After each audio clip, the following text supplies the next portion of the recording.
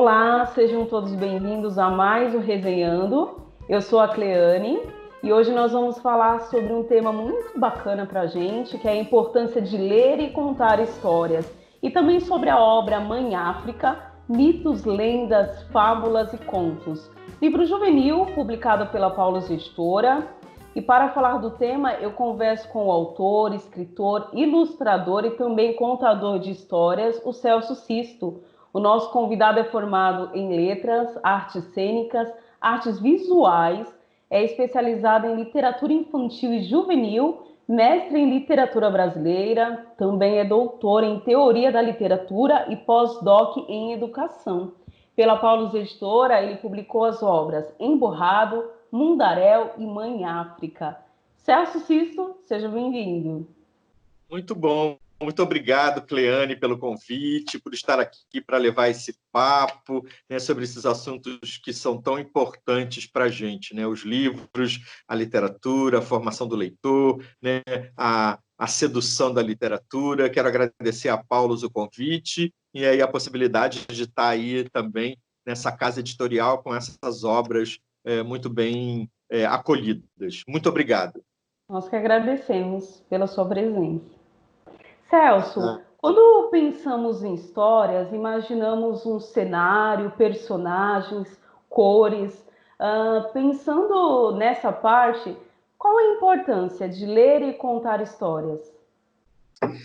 Então, eu acho que esse exercício do imaginário é um exercício que tem que acontecer desde cedo, né? Acho que se toda criança for estimulada a fantasiar, a imaginar, se ela estiver imersa num ambiente leitor, e a leitura é um ponto positivo na vida dela, ela vê o pai lendo, a mãe lendo, as pessoas lendo, frequenta a biblioteca, vai à livraria, tudo isso é exercício para o imaginário. Mas quando a gente lê, a gente exercita, né, esse poder da fantasia, a nossa fantasia se amplia enormemente quanto mais a gente lê, né?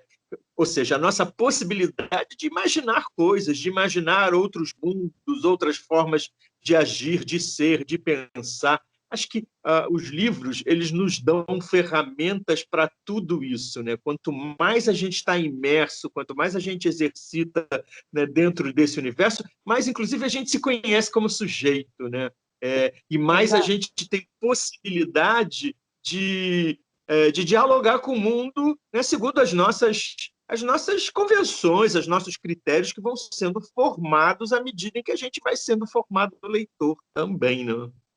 É verdade. E na sua opinião, com as tecnologias, a contação de história tem se perdido? A gente tem a ideia de que as famílias sentam, né, para contar histórias. O que você acha? Vem se perdendo com o tempo? Ou qual é a sua observação? Eu acho que isso é muito relativo. Eu tenho visto que a tecnologia tem ocupado cada vez mais tempo na vida das pessoas, né? Não só na dos jovens, na das crianças, que já nascem, né, imersa nessa tecnologia, né, já nascem digital. Eu nasci analógico, né? Então, para mim, foi uma passagem não foi uma passagem natural. As crianças já nascem nesse mundo digital, já nascem sabendo operar todos esses aparelhos, né?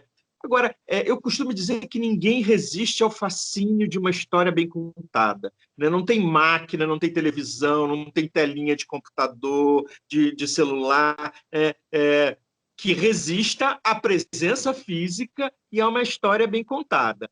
Isso pode ser feito em casa, pelos pais, né? Eu acho que tem que... principalmente nas famílias, eu acho que a gente precisa acostumar as crianças, os jovens, os filhos a terem horário para tudo, né? Tudo bem, é muito legal, né? A tecnologia faz a gente ficar ágil, a gente tem informação, né, de todas as fontes possíveis, mas a gente precisa estipular uma maneira de lidar com isso também. Eu acho que isso é que as famílias precisam, né, estar atentas. Se você vai usar a tecnologia como babá eletrônico para o seu filho ficar quieto, para não ter que se relacionar com as pessoas dentro de casa, né, esse é o mau uso da tecnologia, né? Mas existe um bom uso da tecnologia, mas nada suplanta nada. Eu acho que a possibilidade de ler nessas plataformas digitais também não elimina o livro, na minha opinião, entendeu? Porque Olha que interessante. quem se familiarizou com o livro, quem gosta de livro, não abre mão desse contato físico, né? De pegar o livro, de tocar o livro, a textura do papel, o cheiro do papel, o cheiro da tinta no papel, tudo isso é um fascínio, eu acho. Eu sou apaixonado por livro, então, né? Olha que interessante. Mas não substitui, não. Eu acho que tem que andar junto, tem que andar, né, Sim. ao lado, tem que saber usufruir, né, disso, tirar as melhores coisas disso, mas não, né, a ponto de uma coisa substituir a outra. Não acredito. E existe algum segredo para contar boas histórias? Para você, né, que é um contador de história. Olha, para contar histórias, a gente precisa. Eu costumo dizer que o primeiro passo é eu amar a história, né? Eu estar apaixonado pela história que eu quero contar. Eu estou falando disso de um contador de histórias que se formou ao longo do tempo. Não é um sujeito que, né, é um contador tradicional, que nasceu no meio rural, que passa a vida inteira contando caos, histórias. São tipos de contadores diferentes. Um contador urbano, contemporâneo, né, do nosso tempo, que vai sendo formado, o segredo é esse: é você contar histórias com as quais você se identifique, né? Histórias que despertem a sua paixão e que contenham beleza, né? Beleza estética, um texto bonito, bem escrito, bem contado, né? Uma história que tenha emoção suficiente para mexer com a sua emoção e mexer com a emoção do público. Esses são os segredos, né? E estar atento para o fato de que, quando a gente conta uma história, a gente tem um instrumento enorme que é o nosso corpo, né, para utilizar, né, para fazer essa história ficar verdadeira, ficar crível, né, para o outro que está ouvindo e vendo acreditar na história, acreditar em você. Então, eu posso usar o meu corpo, a minha voz, né, o meu olhar, a minha proximidade com o público, a minha emoção. Tudo isso, né, não tem segredo, a gente já nasce com todas essas coisas, mas precisa exercitar, né? Precisa fazer com que esse instrumento funcione bem e funcione, né, na hora que você quer e a serviço da história que você está contando. Então, isso também é um aprendizado. A gente se torna um contador de histórias exercitando, né? Mas, sobretudo, lendo. Um contador de histórias, na minha opinião, tem que ter uma grande bagagem de leitura, né? Você tem que ter um acervo grande na sua memória de leitor, na sua memória de indivíduo, de sujeito, para que você possa formar esse repertório de histórias para contar. E formar novos leitores, né? Porque a contação de história traz essa perspectiva de formação de novos leitores. Olha o poder do encantamento da leitura, né? Muito legal. Exatamente. Eu só ia dizer que se você atinge, né, numa narração oral, o público de cheio e o público fica emocionado, fica entusiasmado com a história, principalmente numa escola, você sai dali, as crianças correm na biblioteca, né, e querem ver o livro, querem levar aquele livro, aquela história que ele ouviu o autor contar, querem o livro do autor. Então, essa presença física, ela tem esse poder de sedução enorme, né? De fazer com que o ouvinte possa chegar até o livro. Acho que isso é um compromisso, né, uma das funções do contador de histórias também, fazer o ouvinte chegar até o livro, né? É verdade que você tem uma biblioteca na sua casa? Eu estava lendo um pouquinho mais sobre você. Olha que interessante. Tenho uma biblioteca enorme, quer dizer, aqui eu moro no Rio Grande do Sul, né? Eu sou carioca, né? Moro no Rio Grande do Sul há mais de 20 anos, né? Então eu tenho uma casa aqui, eu estou agora em Porto Alegre, né? Durante essa pandemia. Então eu tenho uma casa aqui em Porto Alegre, né? Eu tenho um ateliê que fica em outro lugar também aqui em Porto Alegre, porque eu trabalho com ilustração, eu trabalho com pintura, com bordado, com tecido, com uma Nossa. série de coisas, né? Então, isso está num outro espaço. Mas aqui nessa casa eu tenho uma biblioteca, né, que é uma biblioteca grande, de cima a baixo só livro num determinado cômodo da casa, mas eu tenho uma biblioteca grande também na minha casa. A minha residência oficial fica numa praia aqui, no litoral norte do Rio Olha que Grande do Sul. É uma maravilha. praia chamada pedreira, né? Então, lá eu fico indo e vindo, né? Eu fico aqui por causa de trabalho, por causa de viagem, mas a minha casa também é lá. Então, lá eu tenho uma biblioteca bem grande porque tem muito espaço, né? Então, as coisas que eu uso menos ficam lá, as coisas que eu uso mais ficam aqui. Mas é porque eu sou um viciado em livro, né? Eu compro livro ganho muito livro dos meus amigos escritores. Eu trabalho com crítica literária para uma revista aqui há mais de 10 anos também. Já fui votante do prêmio da Fundação Nacional do Livro Infantil e Juvenil, então eu recebo muitos livros também, né? Dou muito livro também, muitos livros que eu tenho repetido, que eu não vou utilizar no meu trabalho, estou sempre dando livros e dou livro para as bibliotecas também. Aqui no Rio Grande do Sul, em uma cidade chamada Guaporé, tem uma biblioteca com o meu nome, né? Então, eu também estou sempre dando livros para essa biblioteca, enfim. Né? Eu acho que os livros têm que circular também. Claro que tem alguns que a gente quer ter mais perto, porque a gente usa mais, né? E, enfim, precisa...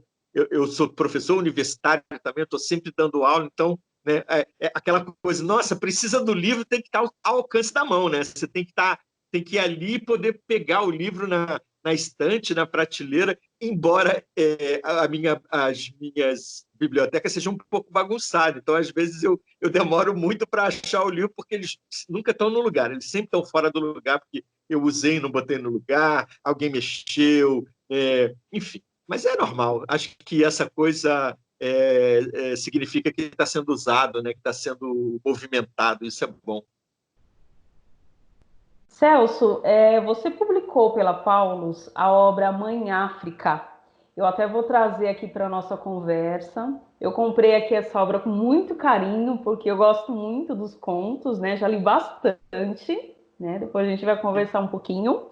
E qual é o objetivo, né? Eu sei de muita coisa que está aqui, mas para as pessoas que nos acompanham, qual é o objetivo da obra Mãe África? Então, essa obra surgiu a convite do Jackson, né? O Jackson, que era o editor na época, me convidou para fazer esse livro, né, essa antologia, digamos assim, de histórias africanas. A gente tem aí, né, vários gêneros textuais, né? Temos mitos, lendas, contos e fábulas nesse livro. Na verdade, era para ser 30 histórias, né? No final, o livro acabou saindo com 29 histórias, uma história foi cortada. Mas, então, esse livro nasceu do meu fascínio pelas histórias africanas. Eu sou na verdade, eu tenho um doutorado, né, uma tese de doutorado em cima, né, desse universo das histórias africanas e afro-brasileiras na minha pesquisa de doutorado, que caminhou um pouco junto com esse livro. Na verdade, esse livro foi até uma preparação para a minha pesquisa de doutorado. Né? Olha que interessante. Eu já vinha reunindo essas histórias, né? Não só africanas, né? De diversas partes do continente, mas também como histórias afro-brasileiras. Eu tenho fascínio por essas culturas tão diferentes, né? Que o continente africano é de uma riqueza imensa, né?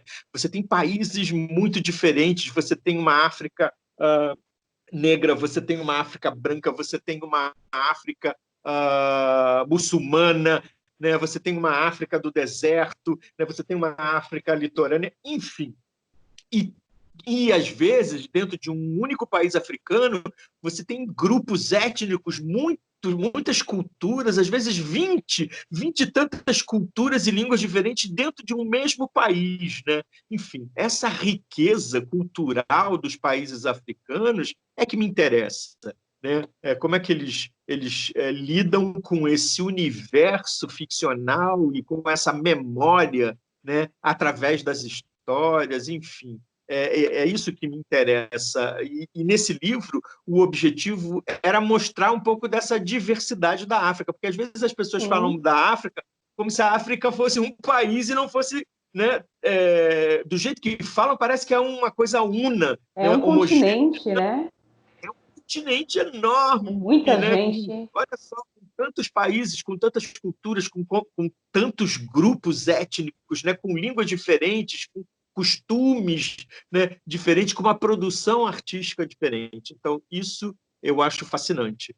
Cultura popular é uma coisa que me interessa muito, e essas histórias que estão aqui são histórias de domínio público, são histórias populares, né? São histórias, né, que vêm de várias fontes, né? Mas são histórias que atravessaram o tempo, são histórias que foram sendo mantidas na memória coletiva por serem contadas cada vez mais, né? Passou da memória de alguém, né, para outra pessoa, e assim atravessou o tempo, que é o trajeto das histórias populares, né? É assim que a gente tem as histórias antigas, né? As histórias lá das Mil e Uma Noites, as histórias pelos Os contos de Green. Céltica, enfim, as histórias se perpetuam, né, sendo contadas, né, a todo tempo de geração, né? Olha só, quanta riqueza a gente tem na obra Mãe África, né? Celso, como que você fez para colher essas histórias? Eu li aqui no livro que foram um trabalho vasto de pesquisa, mas eu acredito que não foi fácil, porque além de escrever, você também ilustrou a obra, né? Isso. Eu trabalhei 2 anos seguidos nesse livro. Foi um trabalho bem árduo, né? Talvez o livro que tenha me consumido mais tempo, assim, né? Eu trabalho primeiro para coletar essas histórias, né? Eu tinha como prerrogativa não contar histórias que já tivessem publicado em outros livros, né? Contar histórias que tivessem um certo ineditismo, né, em língua portuguesa. Então, eu fiz uma pesquisa vasta, eu li muitas versões de cada uma dessas histórias que estão aqui. Eu li em inglês, eu li em francês, eu li em espanhol, né, basicamente nessas 3 línguas, né, e fui reunindo material vastíssimo que eu usei depois da minha pesquisa de doutorado para poder selecionar essas histórias. Selecionar é difícil também, chegar... Opa, desculpe, vai ter que Não fazer se um... preocupa, a gente corta. A gente corta. Chegar a essas 29 histórias foi difícil, né? Porque tinham tantas outras histórias que eu queria que entrasse, e o livro ficaria muito grande. Eu acabei usando depois para publicar outros livros, né? Nessa área da literatura africana, eu tenho 13 livros publicados, né? Eu tenho hoje, na verdade, 86 livros publicados, né? Então, dessa Nossa, produção de quantos livros! 86, na Paulus eu só tenho 3, mas eu tenho muitos livros em outras editoras, né? E eu tenho uma produção grande, a minha produção literária. E aí continuei publicando livros de histórias africanas também em outras editoras, com esse material que nasceu dessa pesquisa, né, para o Mãe África. Então, eu pesquisei essas etnias, né, que dão origem aí a cada uma das histórias que estão aí, tanto que eu indico lá de onde vem a história, de que povo que é, né, daqui dentro daquele país.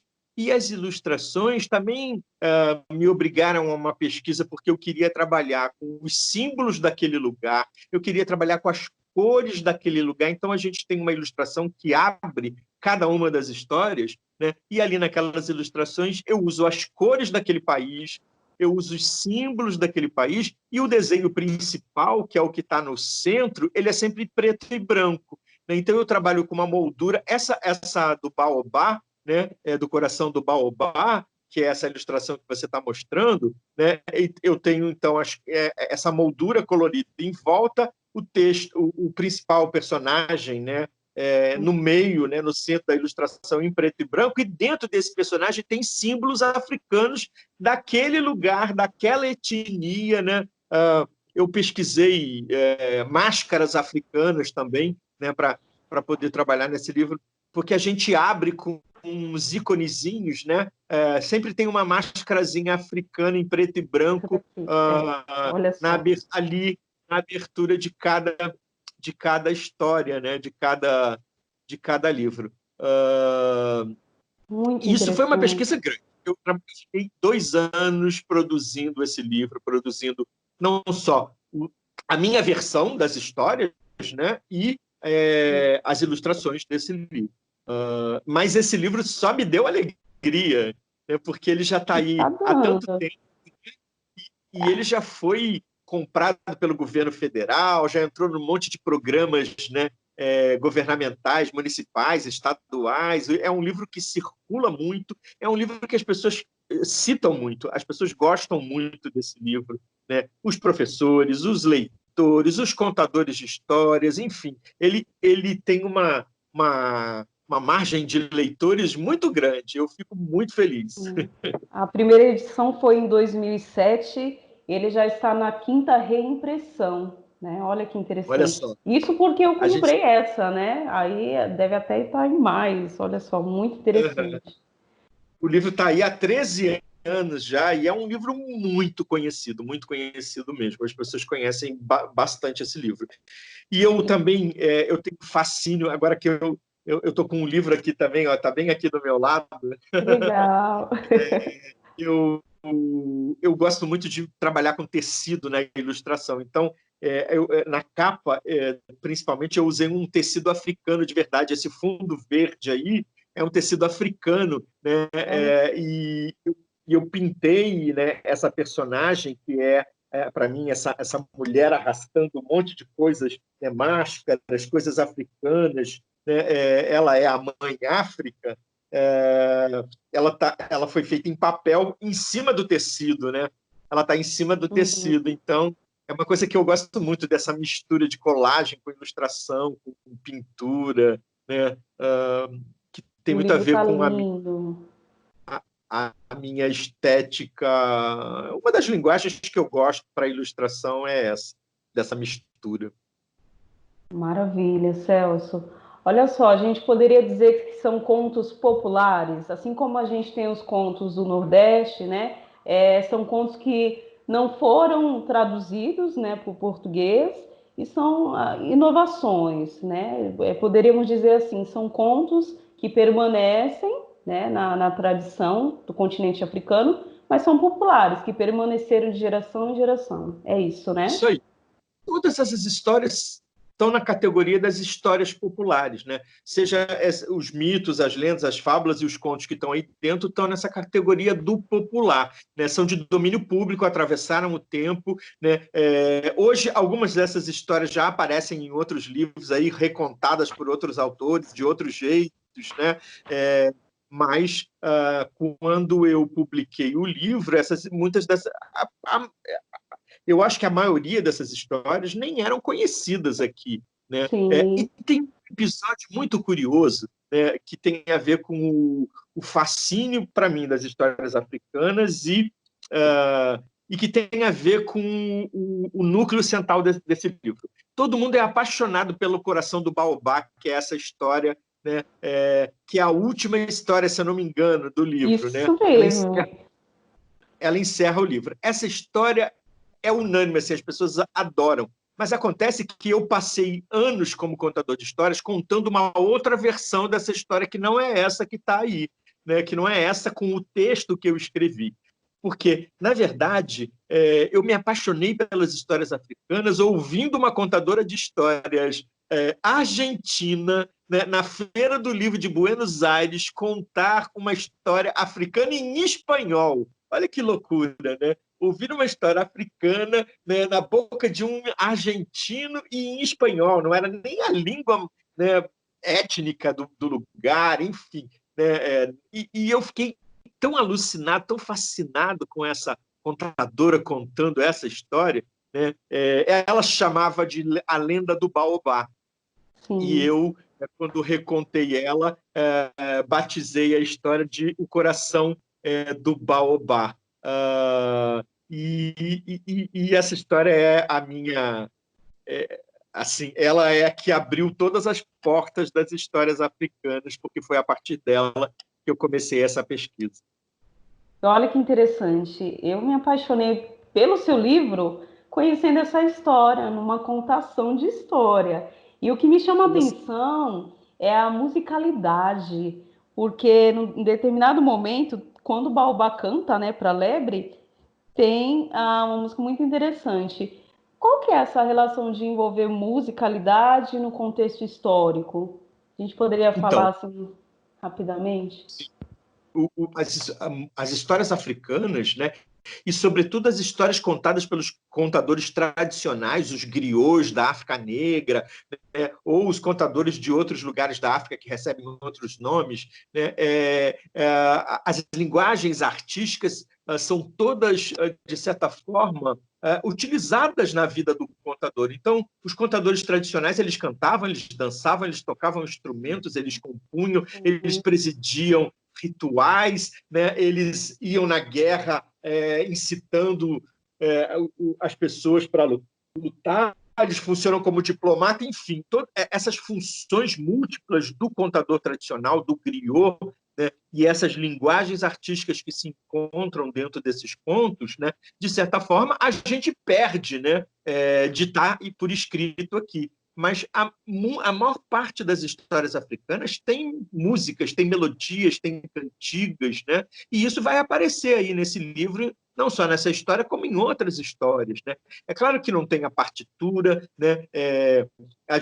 Cada contador pode inventar a melodia que quiser, né? Pode cantar do jeito que quiser. Precisa talvez fazer uma pesquisa para saber, nossa, essa história de que povo africano, de que país, vamos ouvir as músicas deles para a gente poder recuperar essa musicalidade. Agora, além da canção que está presente nos contos populares, né, nos contos populares no Brasil também, não só nos contos africanos, né, tem toda uma questão da musicalidade da própria fala. Né? Então, além da melodia, da canção, que pode estar dentro da história, a gente tem a musicalidade de quem fala, né? A musicalidade de quem conta. Os contadores africanos são muito musicais na fala dele, o jeito deles falarem, de lidarem com o ritmo, de lidarem com o volume da voz, com a inflexão, tudo isso é muito musical, né? E isso torna a história, Mais né, interessante. é um, quase que um ritual, né? Coletivo, né? De quem conta com a plateia, né? É muito incrível isso, né? Eu não só fiz uma pesquisa bibliográfica para esse livro, né? Ou seja, lendo muito, mas eu também ouvi muitas histórias contadas por africanos, né? Não necessariamente na África, mas eu ouvi, né? Eu sempre vi contadores de histórias africanos em outros lugares, em outros festivais, né? Eu trabalho com contação de histórias há mais de 30 anos, né? Eu participo de um grupo, o Morandubetá, que é um grupo que está sediado no Rio de Janeiro, né? E com esse grupo a gente foi a muitos festivais de contadores de histórias pelo mundo afora, sobretudo nas Ilhas Canárias, que eu já fui umas 3 vezes, né? Contar histórias lá, e lá eu conheci muitos contadores africanos. Também eu estava falando do meu doutorado, dessa pesquisa pós esse livro, né? Eu fui estudar uma parte do doutorado em Lisboa com uma professora africana, né?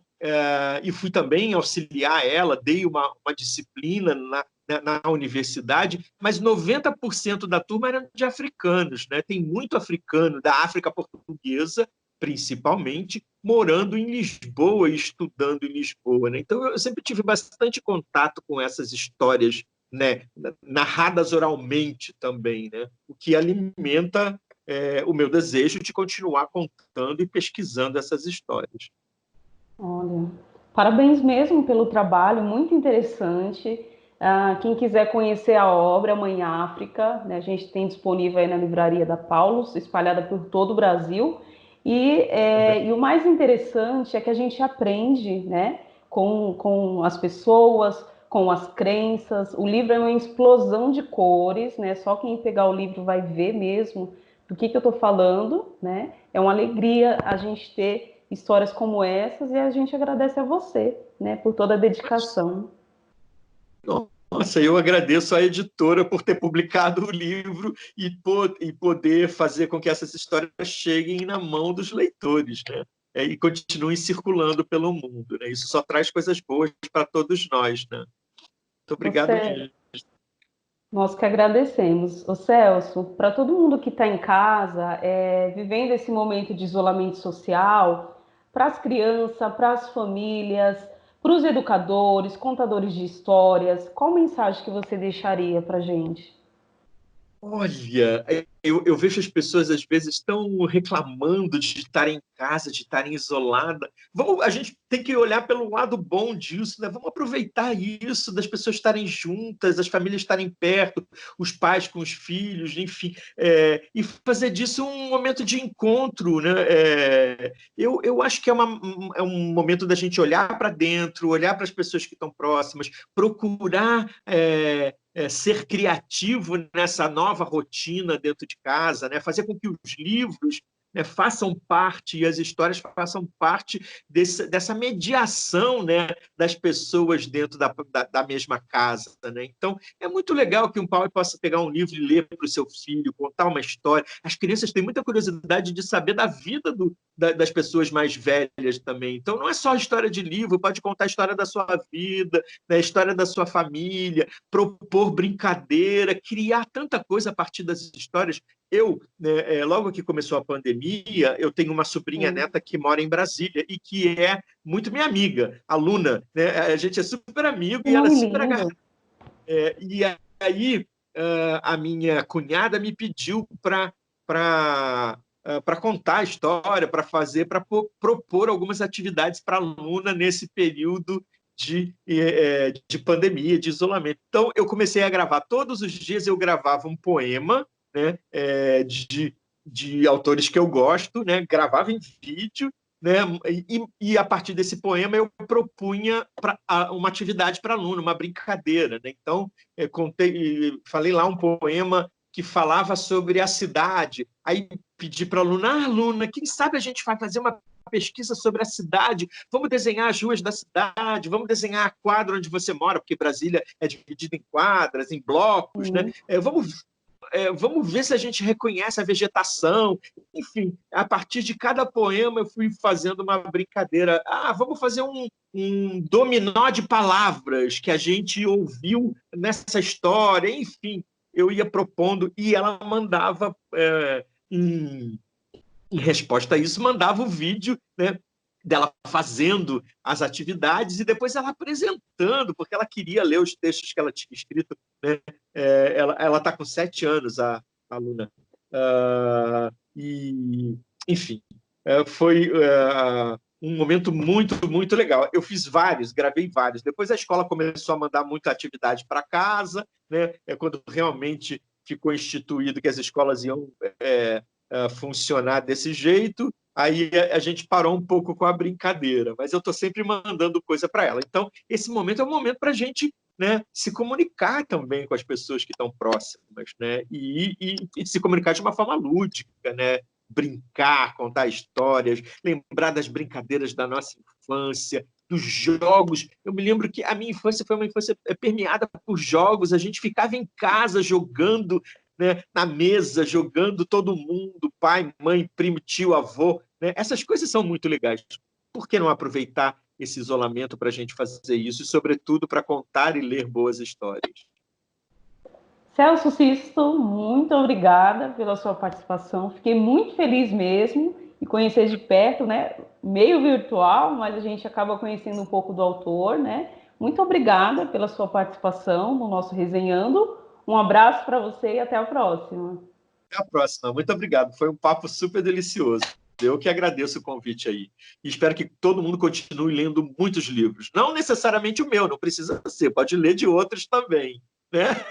Obrigado, até a próxima. Obrigada a você.